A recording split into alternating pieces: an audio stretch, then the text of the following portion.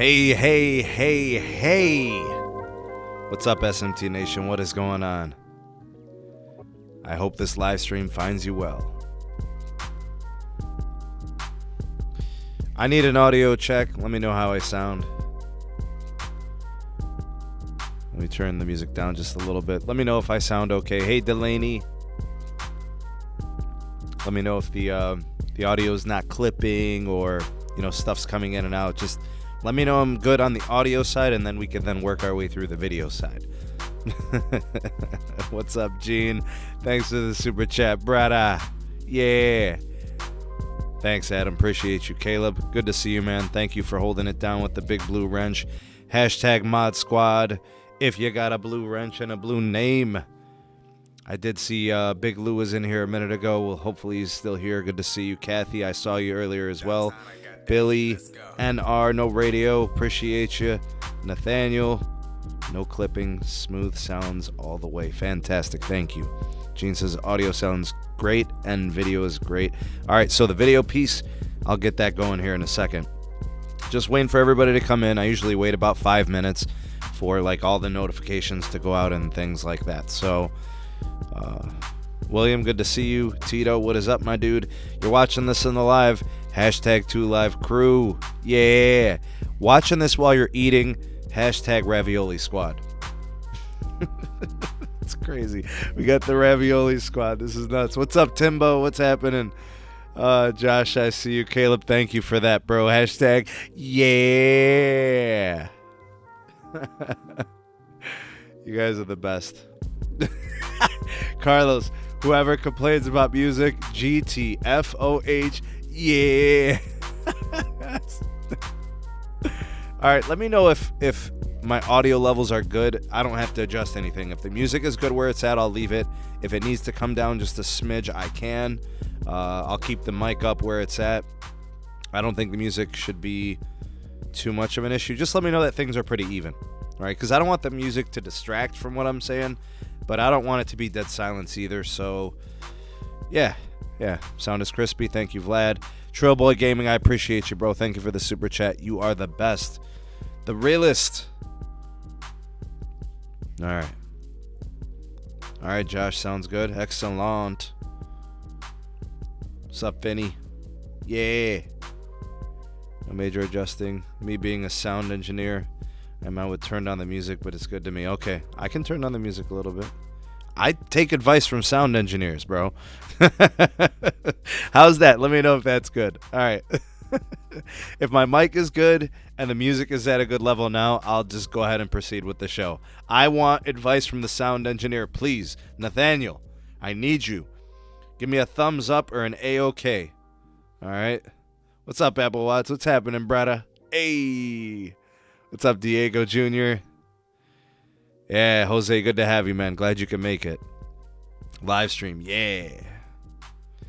I always tell people before everybody's always like, man, the first 5 minutes, man, of your podcast, man, you ain't saying nothing, bro. You're just saying what's up to everybody. Yeah, that's what I do, bruh. Yeah. I say hello to all the people that watch my videos and like my videos and share them and tweet them and watch them all. Yeah. Go ahead with the show, my brother. All right. Mic sounds so damn good. Bro, Nathaniel, if I told you this mic costed me $30 and I'm not using an interface, it's not connected to an XLR, it's on USB. Yeah, bro. I could talk to you all about it, bro. Hit me on Twitter. I'll tell you about all my setup and everything. I swear to God, Nathaniel, I will send you the receipt, bro, from eBay.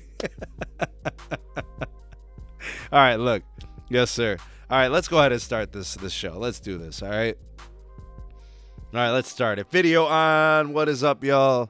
SMT Nation, it is good to have you for this edition of the podcast. Man, I got some solid topics for you all. The mic is actually an Audio Technica. I forget the model, though. Maybe 2050 or Audio Technica 2050, 2100. I forget. I'll get it for you, bro. I'll let you know. Enough chitter chatter. All right, bro. Let's do this. Okay. The way that the show is going to go, I've got 3 topics for us tonight. The first topic is going to be about 5G network deployment. We got some really good news from the FCC today, and it actually came out of federal court, if I'm going to be totally honest with you. It's an issue that's been ongoing for a while. It's a little something I like to call red tape. It's an issue that happens at city level, municipality level. I can't be mad at cities and municipalities trying to control what goes on in their cities, but there comes a point where the residents of a city, they want control, but they're preventing the networks from getting better. So when the residents of a city start complaining about stuff and things aren't getting better, and it's kind of their fault. I'll talk a little bit about that topic. This one's good. Anyways, that's going to get better. We're also going to do a topic today, which is what I call what Sprint needs, what T-Mobile needs to do. And like how long they have to take advantage of their spectrum position. So we'll be covering that as well. All right. Zachary, I see you. Jay, good to see you guys. So I'll kind of lay out what T-Mobile has to do and how long they have to do it. I'll give you my prospects on whether or not I think they can or can't. 91 the live, you guys are the best. Hashtag 2Live crew. And I think what we'll do lastly, well, the third topic, I'm going to talk about how T-Mobile makes the claim that they have the second largest carrier as it pertains to wireless customers on the postpaid wireless counts. I'll tell you how they do this. I'll tell you why it's not really a big deal. It is a big deal to T-Mobile, but it's not really going to affect anybody here, with the exception of maybe cause congestion on the network. But again, it circles back to what they have to do with their network. So it's all intertwined. All right, so here's how this is going to go. I'm going to do the audio-only version of the podcast that I'll do on Anchor, and then it goes out to like Apple Podcast, Google Podcast, Spotify. It goes out all over there. So anytime you ever want the audio-only with no video, you can go to your favorite podcasting app. Chances are we're there. So you can check out SMT, the SMT Wireless Report. And SMT Wireless Report podcast is on all the major platforms, so check it out. All right, I do want to do some shout-outs, though, real quick, okay?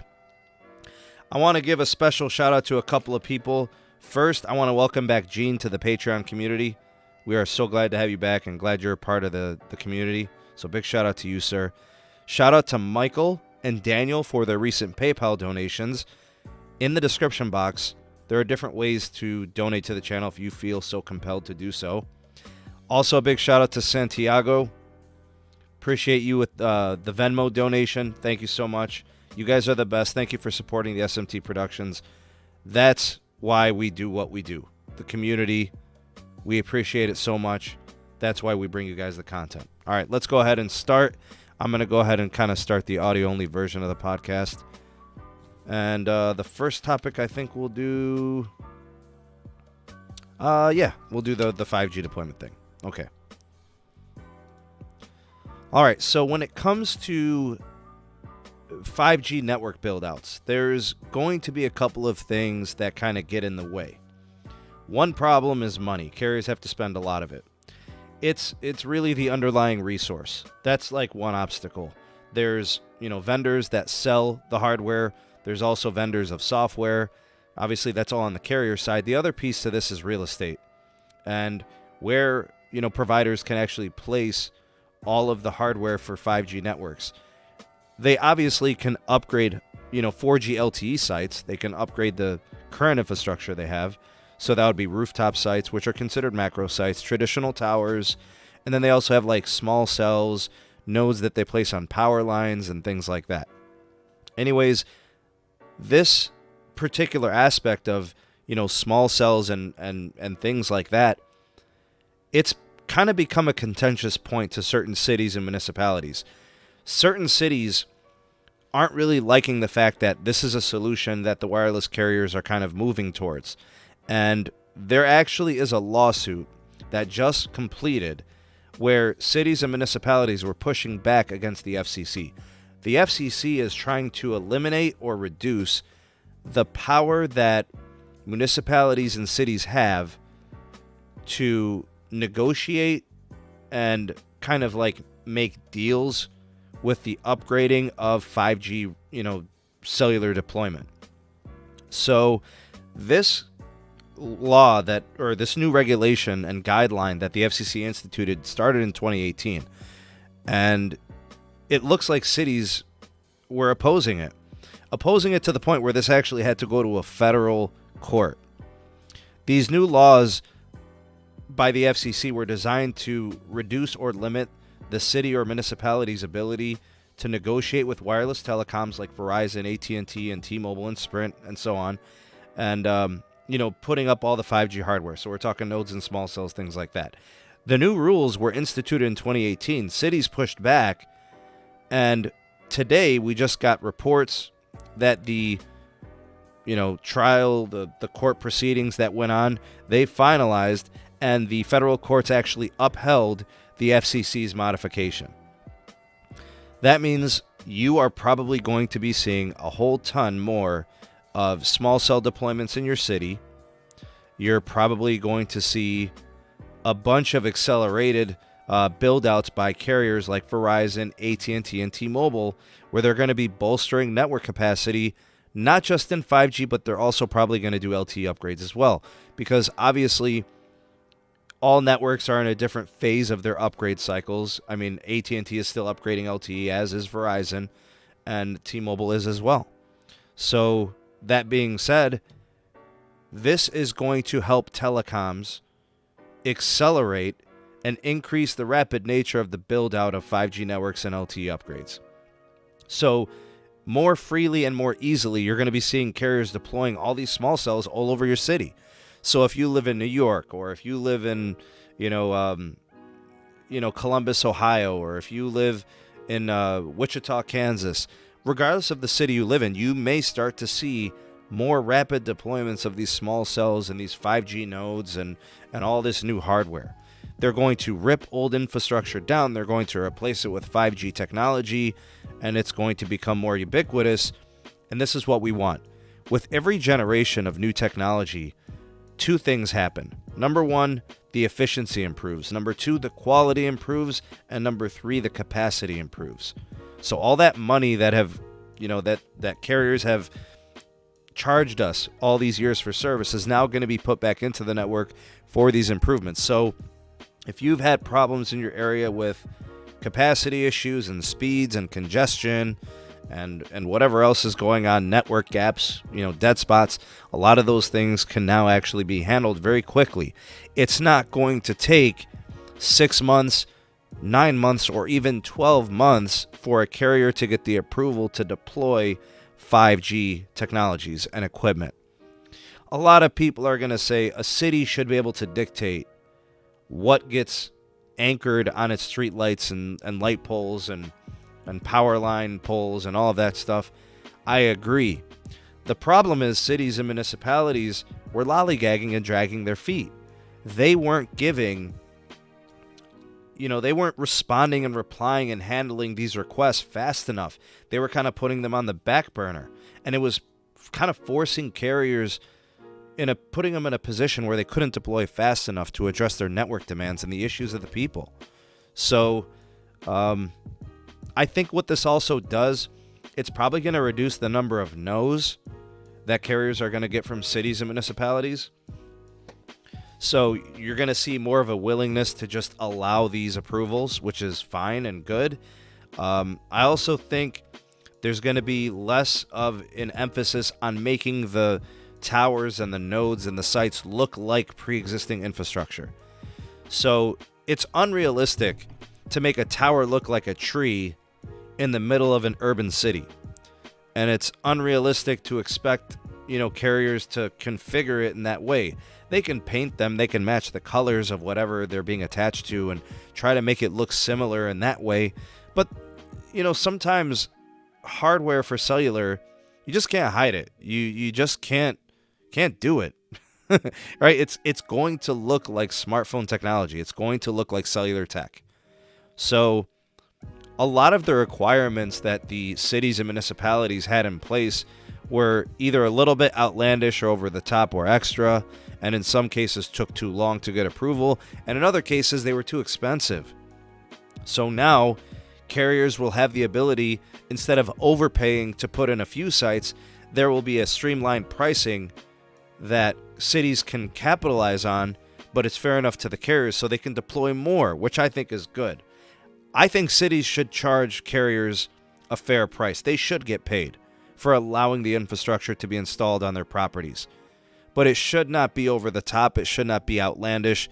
It should be realistic. It should be fair. And I think that's what the FCC was working to do.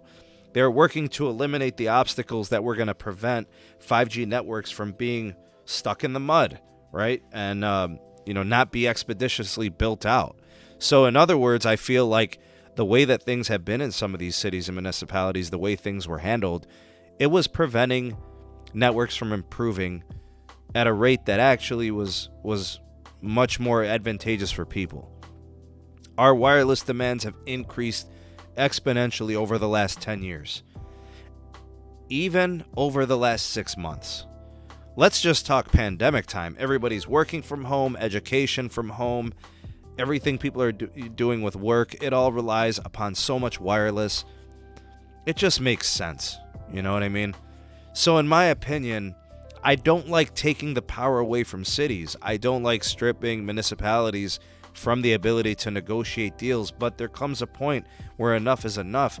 In some instances, I saw the red tape being so heavy and so thick, it actually created poor performing network scenarios.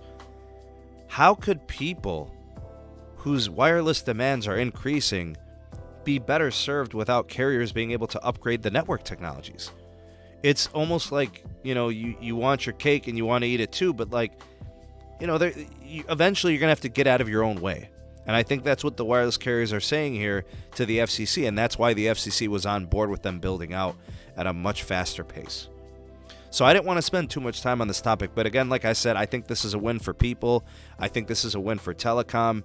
I think this is going to help a lot of people locally, citywide, and obviously statewide, right? Removing the red tape is a good thing when it comes to wireless. Some cities, this was not really a big deal. In others, it was a huge deal. Josh, I know we've talked about Tampa, and I know, Tim has spoken about, Raleigh, North Carolina as a whole. Red tape has prevented those areas from having upgrades that were substantial enough to really help change people's experiences on wireless networks. So that being said, this should be a good thing, and I'm glad to see that this has happened. Good job by the FCC to make it happen. Good ruling by the courts. The cities will get paid as long as it's reasonable. Stop lollygagging, approve or disapprove, whatever it happens to be, just get it done.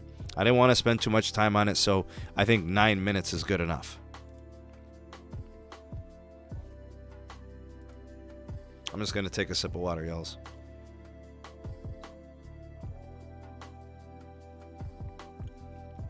Wow, I see there's a little bit of discourse going on. That's awesome. Glad to see you guys are having solid conversation about the topics. These municipalities will put up ugly wind farms everywhere, but not a lot of small cell. That's an interesting analogy or a scenario. I agree.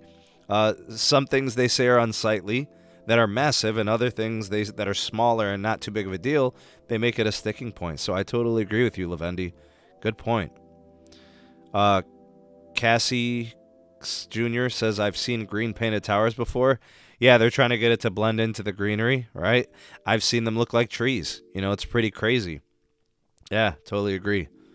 Not to get too political, but the FC leadership will change. Yeah, that's true. That's not political at all. That's the realization. I totally agree. Which all this could be reverted back, right?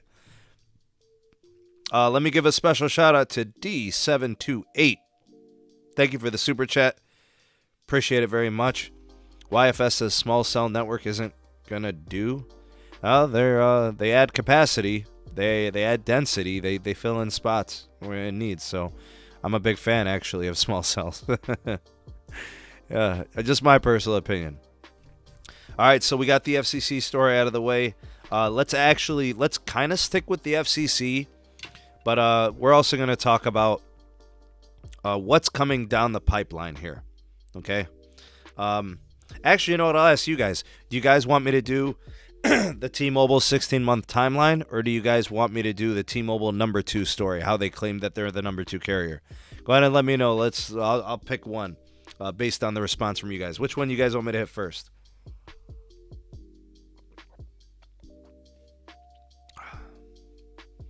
The number 2 story, Gene? Oh, the 16 months.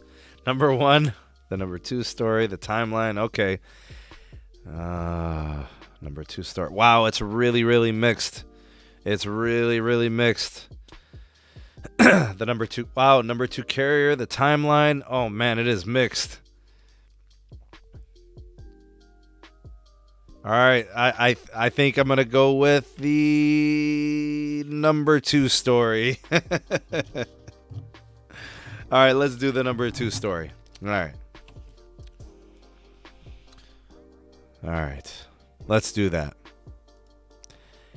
So, the second part to the podcast, we're going to focus in on T-Mobile's claim at their quarter 2 2020 earnings report that they have successfully overtaken AT&T as the nation's number 2 carrier in total branded postpaid customers.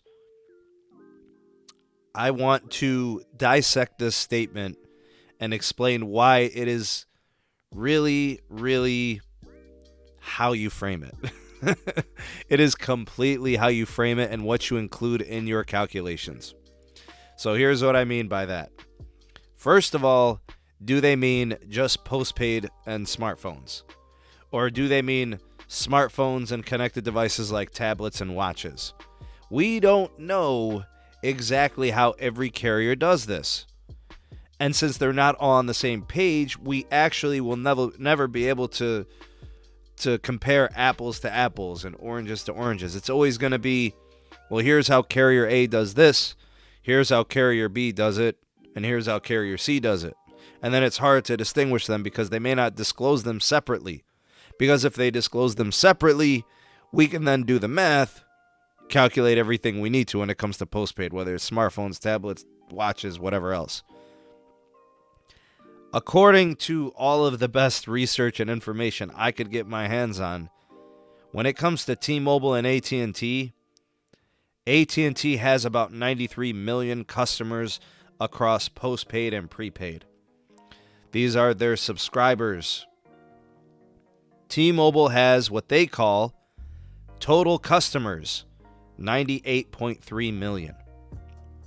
According to those calculations, T-Mobile has more customers than AT&T.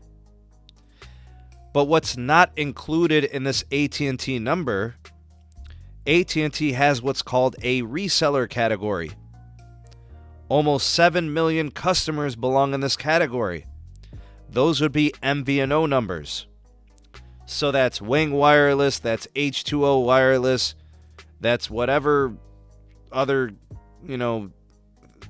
sub-carrier that resells AT&T's network gets counted in that number. AT&T also has a secondary category that's called connected devices. Connected devices category has almost 72 million customers. Here's the SMT takeaway. We don't really know what the real numbers are. We don't even really know how they're calculating them. How is T-Mobile doing theirs? How is AT&T doing theirs? We don't really know. They're not walking up to a wall and tallying each customer the same way. So it's really hard to comment on that. Each company counts their subs differently. Carriers can't be trusted. Men lie, women lie, carriers always lie. And they only lie one way, and that's to make themselves look bigger, better, and the better product for, customers. That's really what it comes down to. So ultimately, it's not going to change anyone's network experience. Oh, T-Mobile went from number 3 to number 2. Now the network's better? No. Or, oh, AT&T moved into number 3. They got overtaken by T-Mobile, who's now number 2. Now AT&T's network is worse. No. AT&T's network is no different today than it was 3 weeks ago. Unless they just did some upgrades for you. You get what I'm saying? So your network experience likely has not changed just because of a designation as whether it's number 2 or number 3. I think what it boils down to, I think it just boils down to T-Mobile possibly using this as a marketing ploy. What I mean by that, it's going to become a big piece of what they do on their commercials and their advertisements. Expect a huge marketing blitz of this fact on commercials, ads, all over online, things that they talk about in the Q3 earnings and Q4 earnings. They'll bring it up again and again. It does not matter who's number 1, number 2, or number 3 in subscribers. It's really all about network experience. Does this change perception to shareholders? Maybe. Investors? Maybe. But how does it affect us? It doesn't. It may only affect you if you are a shareholder. Maybe it did something for your stock value. Maybe it did something for your thoughts as an investor. That's possible. But in and of itself, it makes for a good commercial and ad, but it doesn't do anything for anybody's bottom line experience. So, that being said, when it comes to the SMT channel, when it comes to our coverage on the wireless networks, we judge every carrier based on their network, based on their plans, their structure, how they treat customers, how they treat employees, if they are truthful or if they are deceitful, if their product is good, if it is real, if they offer you what they claim they do. Being number 1, 2, and 3, these are just arbitrary numbers, in my opinion. Verizon is number 1 in subscribers. Who cares? Who cares? T-Mobile's number 2. Who cares? AT&T is now number 3. Who cares? In my experience, I think AT&T has arguably the best network in the nation. In so many cities, it's so high capacity and so fast. So the smallest carrier in the U.S. has arguably the best network when it comes to capacity. Do they have some coverage gaps? Sure. What carrier doesn't? But I'm telling you, I'm testing in the CLE and it's amazing. But because it's 3rd in subscriber count, that's going to downgrade my ideas or thoughts and perspectives as a network? Of course not. I do expect to see a lot of emphasis by T-Mobile on this in their advertisements. I expect them to leverage this tremendously. We'll see how AT&T responds. If they take it personally, maybe they get mad. Maybe it changes how they market in quarter 3 and quarter 4. Maybe they want to get that quarter, that number 2 spot back and go for number 1. I don't know. We'll see. All right, so that wraps up that segment, that part, the T-Mobile number 2 overtaking AT&T.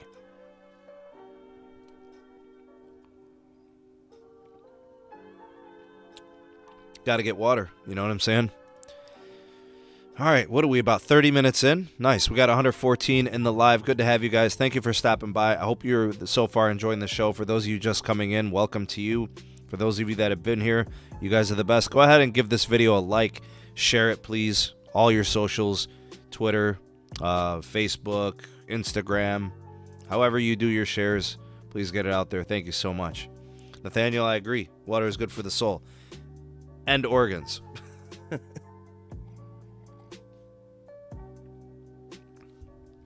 All right, now for the big story, and this will kind of be the last thing. This is how we'll close things out. For story number 3, I want to take a look at a kind of a scenario. We'll just call this a spectrum position perspective. Okay, so for anybody who knows anything about wireless telecom, wireless networks, the lifeblood of a network is really the spectrum. Let's assume you've got all of your towers. Let's assume you've been, building new tower sites, macro sites, large towers, rooftop sites, small cells. You've got all that deployed. Your ceiling, how fast you can get and how much capacity you could offer your customers, depends on your spectrum. Do you have a lot of spectrum? Do you have very little spectrum? That's going to dictate how many customers you could support on a network. You want your network to be robust and have a lot of sites so they're always connected, but you need a lot of spectrum. That's where the capacity comes from. You need a nice mix. You need low band, you need mid band, and now we need millimeter wave. It's gotten to that point where this is a critical technology that's going to supply a lot of the urban areas and neighborhood areas, possibly with home internet, right, to give them that capacity of that spectrum. Now, the FCC has successfully reached an agreement with the Department of Defense to decommission and auction an additional 100 megahertz of 3.5 gigahertz CBRS spectrum for telecoms, specifically 5G network usage. Now, I have to make sure I make this clear and I explain it correctly. The current CBRS auction that's ongoing is 3.5 gigahertz, and it's known as Band 48. Eventually, it'll be DSS'd, dynamic spectrum sharing. It'll be used for LTE and 5G.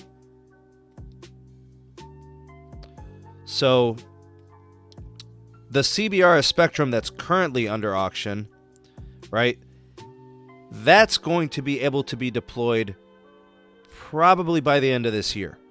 So that's Spectrum Auction 105. This, what I'm talking about, this spectrum from the Department of Defense, it's also going to be a mid-band that's, I think, within a very similar frequency range. I think it's just a little bit lower. I don't know if it was 3.2 or 3.4. It's somewhere in that range, and it might be right there. I'm not sure. Okay, so yeah, Ricky, macro 3.2. Okay, high power like 3.7. Great. Now, here's what that means. This 100 megahertz of spectrum is actually going to do more good for wireless providers than CBRS. So we're really happy to see that. Anyways, this particular spectrum that I'm speaking about, this new 100 megahertz spectrum that the DoD is going to decommission and then will be auctioning, that's going to be auctioned in December of 2021. And deployment is set for the summer of 2022. So let's put this back into perspective. We've got an auction ongoing now with spectrum that can be deployed in December. We've got this new spectrum, this 100 megahertz, which is going to be auctioned in December of 2021, so a year and a half from now, and then deployed 6 months later. That's more ammunition, more spectrum for wireless telecom. I'm very, very happy about this. What people need to start understanding, the T-Mobile and Sprint merger is starting to actually look like it's not going to hurt Verizon or AT&T after all. Here's what I mean. Currently, T-Mobile has the spectrum advantage. They've got like 310 or 315 gigahertz of sub-6, low-band, mid-band spectrum. They've got way more than anybody else. It's not even close. They're like 310 or 315. AT&T, I think, is at 167, 170. Verizon's at like 115 or something like that. They're way behind. With these spectrum auctions up and coming, that gap, that spectrum advantage that T-Mobile has, with every auction, that advantage is going to shrink. In my opinion, the clock is ticking. T-Mobile has about 16 to 18 months to get ahead in mid-band deployment with their 2.5 gigahertz holdings. Verizon and AT&T offered little to no resistance to the T-Mobile and Sprint merger. They never even made a comment. They didn't say anything. They never said to the DOJ or the FCC, don't let them merge. Nothing of the sort. They didn't even, not a single comment. They said it doesn't affect us. Why do you think they said that? So let's start to kind of build some scenarios. T-Mobile has 310 megahertz of national spectrum, sub-6. I don't expect them to do much with CBRS. They may not do anything with CBRS. They might get 20 megahertz. Who knows? They're not going to do much. Let's say they get 20 megahertz. Give them 330 megahertz. They might only get it in certain markets, too. They might not even do it national, right? Even though it's county-based, they may only address really congested counties. For example, they might get 20 megahertz for Los Angeles County. They might do 20 megahertz of Cook County for Chicago. They might do 20 megahertz of Harris County, Houston.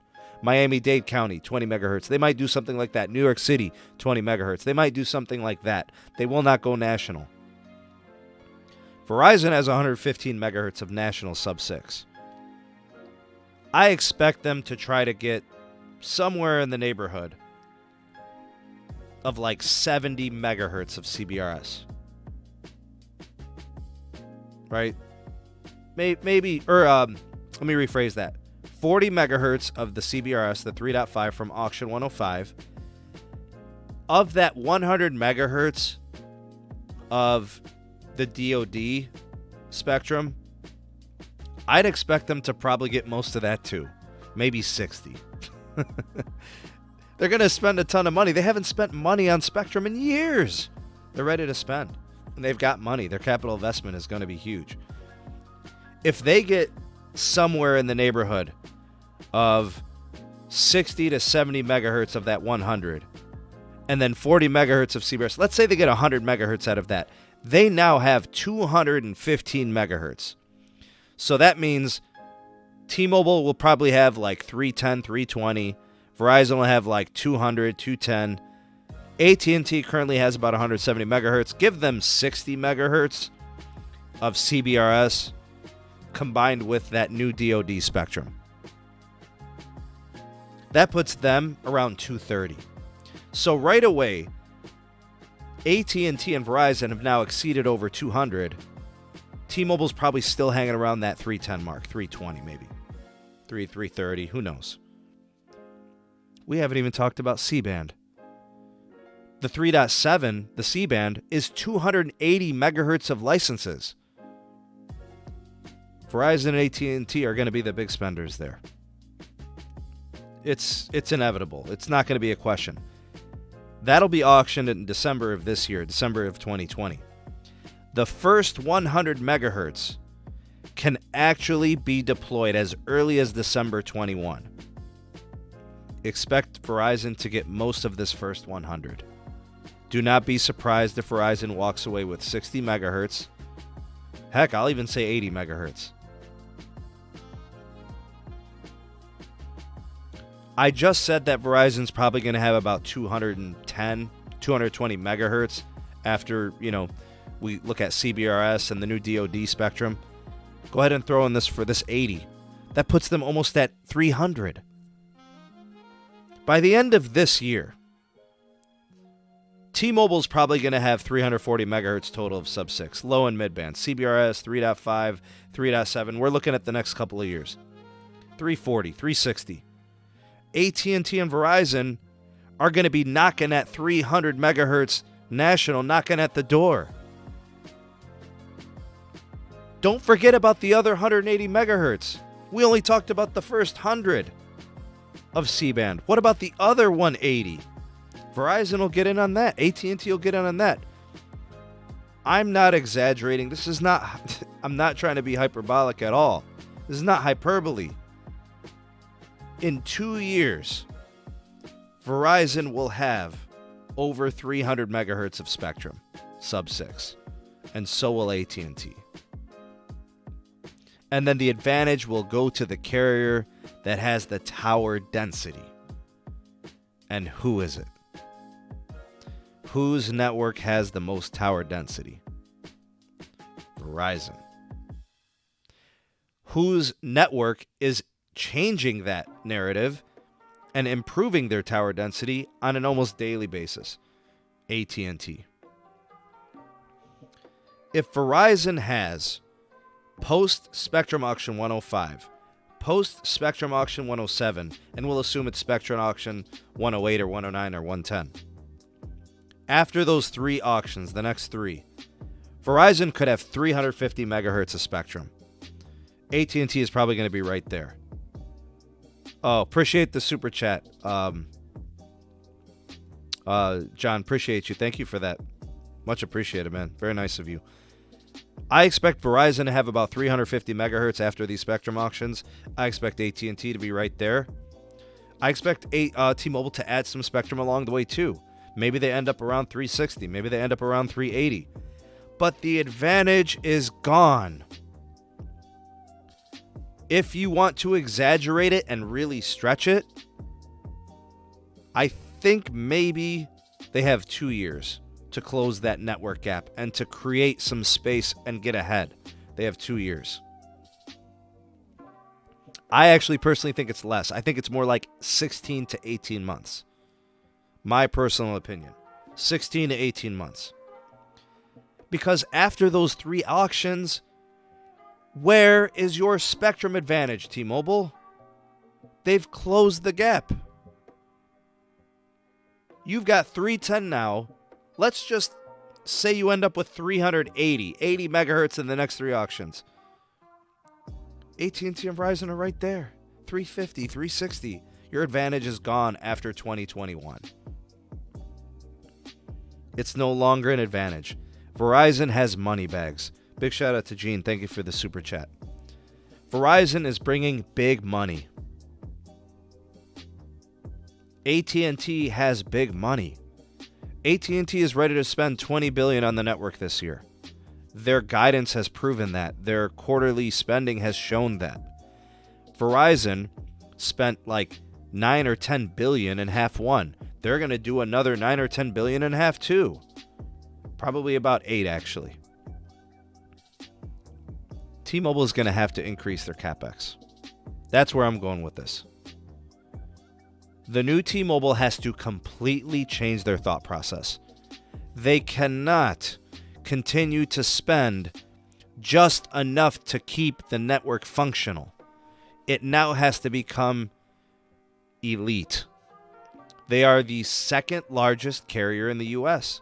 They have a lot of network traffic. They've only migrated 10% of Sprint customers onto their network. And the network has crashed and had outages. They're experiencing a lot of network integration pains. But I can tell you right now, if all the indications of T-Mobile's capex being 15 billion or 16 billion, it's not enough. It's not enough. T-Mobile is going to have to spend 20 billion annually over the next 3 years to close the gap and create a spectral advantage on the network level. It has to show. You cannot say it, you must deploy it. They will not pass Verizon or AT&T on network performance over the next 2 years unless they spend 20 billion annually. There is no way, no how. T-Mobile now serves 2 businesses. They have they have tons of customers. You guys know that they want to do home internet. You guys know that they have to do 300 megabits per second in California. This is no joke. They will have to spend 20 billion annually to do this.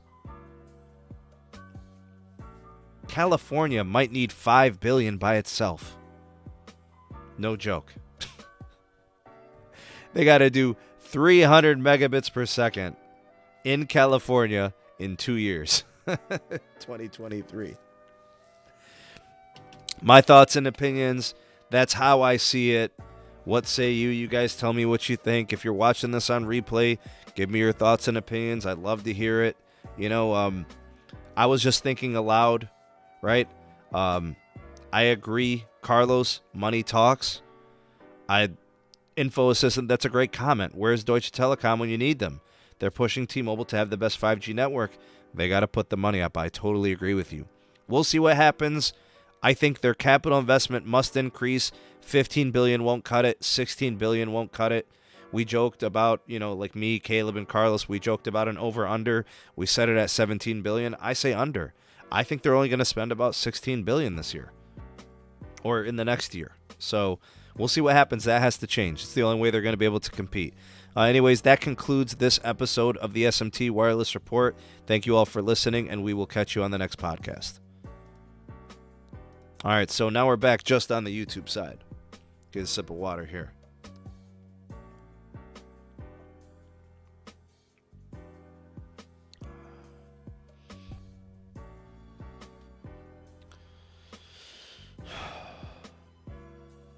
Carlos says Deutsche Telekom wants their cut from the money, and that's it.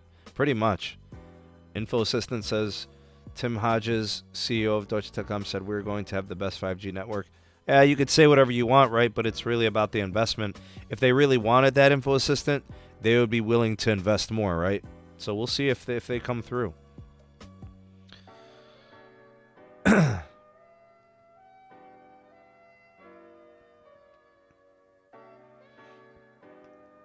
Water good for organs. That's right, Alvin.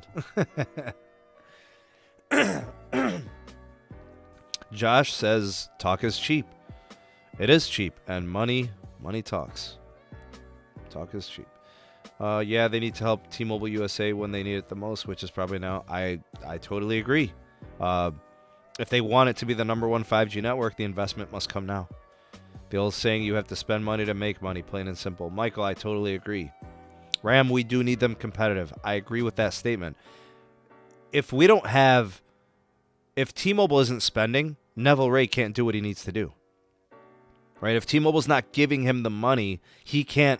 That's not going to give him the tools that he requires to build out the network. A lot of people are down on Dish Network, John. We'll have to see what they do, but yeah, we'll see what they do.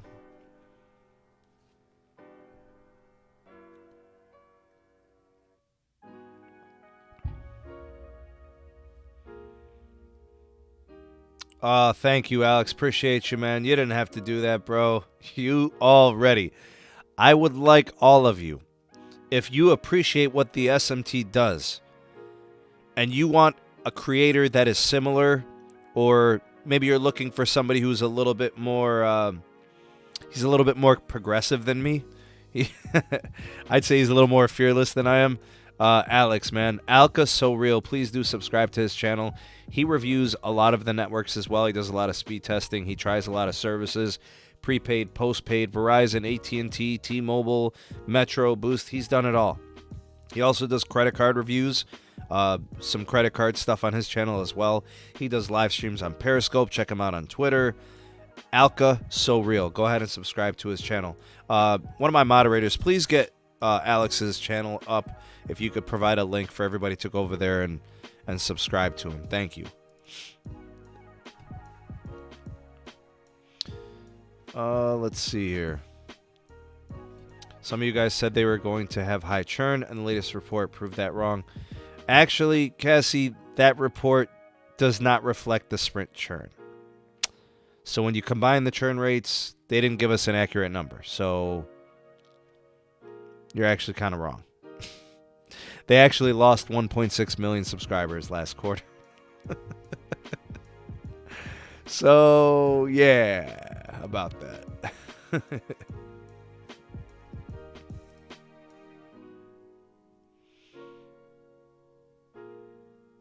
What else we got here? Alex is good people. Y'all subscribe. Absolutely, Vlad. Thank you, Carlos. Appreciate it. Yeah, go ahead and check that channel out. So I didn't want to be on here too long. I wanted to get my point across. Like I said, that's kind of how I see things playing out over the next 2 or 3 years. That's my exact point, Cassie. Sprint is now part of T-Mobile. Why would they omit that? I don't get it. What are you trying to say? You got it, man. Anytime, Alex. No problem. All right, do me a solid, y'alls. If you guys appreciate what this channel does, there are some things that I would like you to do. Please. Before I do that, I want you guys to give me some hashtags, whether you're watching this live or on the replay. If you watch this on the live, hashtag 2LiveCrew. If you watch this on replay, hashtag ReplayCrew. If you're watching this while you're eating dinner or eating something, or you're hungry, hashtag Ravioli Gang. Big Blue Wrenches, Big Blue Names in the live. You guys are hashtag Mod Squad. Appreciate you guys for holding it down for me. You are the absolute best. Thank you for that. I would like you to do me a favor. It's your first time here or you've been lurking for a while. Do me a solid. Subscribe for more SMT. Hit that subscribe button. Activate the bell notification icon so you never miss an upload from the SMT. Also, a big shout out to the SMT Patreon page. There is a link in the description box for that. Become a member.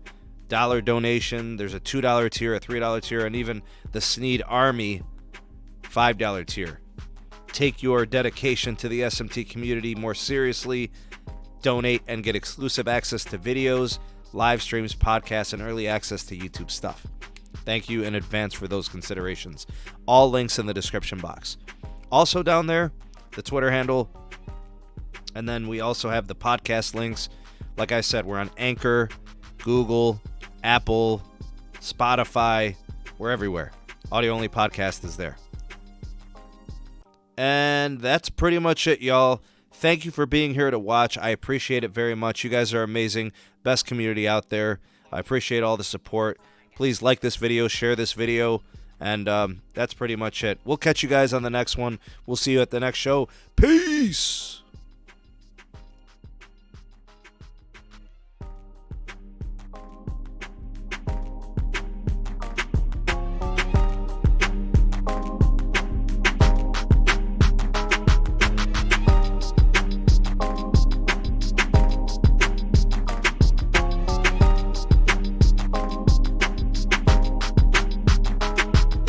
Yeah.